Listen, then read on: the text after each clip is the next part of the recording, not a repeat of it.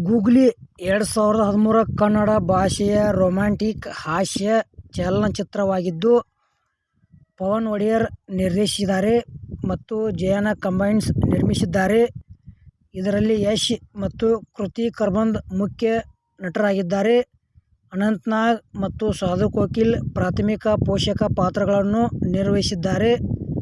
ಚಲನಚಿತ್ರವು 19 ಜುಲೈ 2013 ರಂದು ಬಿಡುಗಡೆಯಾಯಿತು.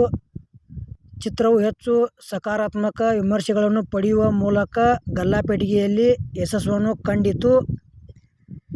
ಈ ಚಲನಚಿತ್ರವು 3ನೇ ದಕ್ಷಿಣ ಭಾರತೀಯ ಅಂತಾರಾಷ್ಟ್ರೀಯ ಚಲನಚಿತ್ರದ ಪ್ರಶಸ್ತಿಗಳಲ್ಲಿ ಬಹು ನಾಮನಿರ್ದೇಶನಗಳನ್ನು ಗೆದ್ದುಕೊಂಡಿತು.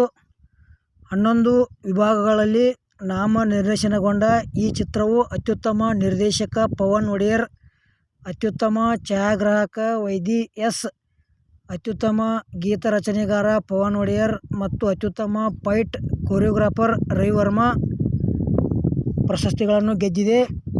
ಬಂಗಾಲಿ ರಿಮೇಕಿನ ಹಕ್ಕು ಸಾಮರ್ಥ್ಯವನ್ನು ಎಸ್ಕೆ ಮೂವಿಗೆ ಮಾರಾಟ ಮಾಡಲಾಯಿತು.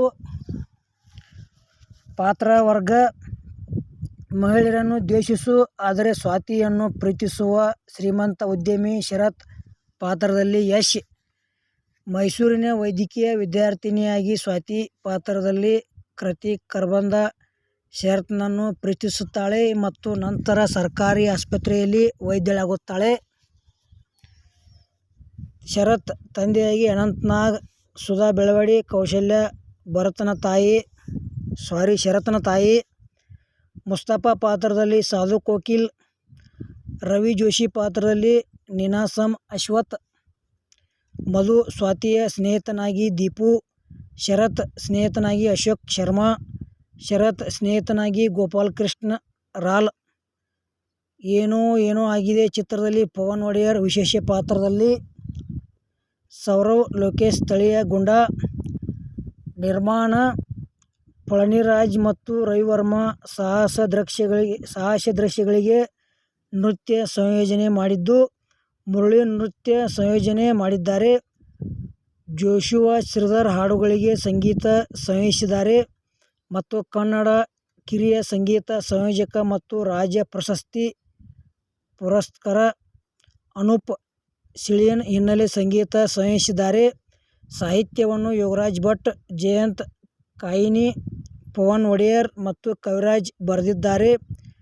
ಚಿತ್ರೀಕರಣ: ಮಂಗಳೂರಿನಲ್ಲಿ ಚಿತ್ರೀಕರಣ ನಡೆದಿದ್ದು, ಕ್ಲೈಮ್ಯಾಕ್ಸ್ ದೃಶ್ಯವನ್ನು ಸಕಲೇಶಪುರ ರೈಲು ನಿಲ್ದಾಣದಲ್ಲಿ ಚಿತ್ರೀಕರಿಸಲಾಗಿದೆ. ಧ್ವನಿಮುದ್ರಿಕೆ: ಚಿತ್ರಕ್ಕೆ ಜೋಶುವಾ ಶ್ರೀಧರ್ ಅವರು ಧ್ವನಿಮುದ್ರಿಕೆಯ ಹಾಡುಗಳನ್ನು ಸಂಯೋಜಿಸಿದ್ದಾರೆ ಮತ್ತು ಚಿತ್ರಕ್ಕೆ ಹಿನ್ನೆಲೆ ಸಂಗೀತವನ್ನು ಅನೂಪ್ ಸಿಳಿಯನ್ ಸಂಯೋಜಿಸಿದ್ದಾರೆ. ಧ್ವನಿಮುದ್ರಿಕೆಯ ಸಾಹಿತ್ಯವನ್ನು ಜಯಂತ್ ಕಾಯ್ಕಿಣಿ, ಯೋಗರಾಜ್ ಭಟ್, ಕವಿರಾಜ್ ಮತ್ತು ಪವನ್ ಒಡೆಯರ್ ಬರೆದಿದ್ದಾರೆ. 6 ಧ್ವನಿಮುದ್ರಿಕೆಗಳನ್ನು ಒಳಗೊಂಡ ಆಲ್ಬಮ್ ಅನ್ನು 3 ಜೂನ್ 2013 ರಂದು ಬೆಂಗಳೂರಿನಲ್ಲಿ ಬಿಡುಗಡೆ ಮಾಡಲಾಯಿತು. ಗೂಗ್ಲಿ ಕನ್ನಡ ಚಲನಚಿತ್ರದ ವಿಮರ್ಶೆದ ವಿಡಿಯೋ ಇಲ್ಲಿಗೆ ಮುಗಿಸ್ತಾ ಇದ್ದೇನೆ.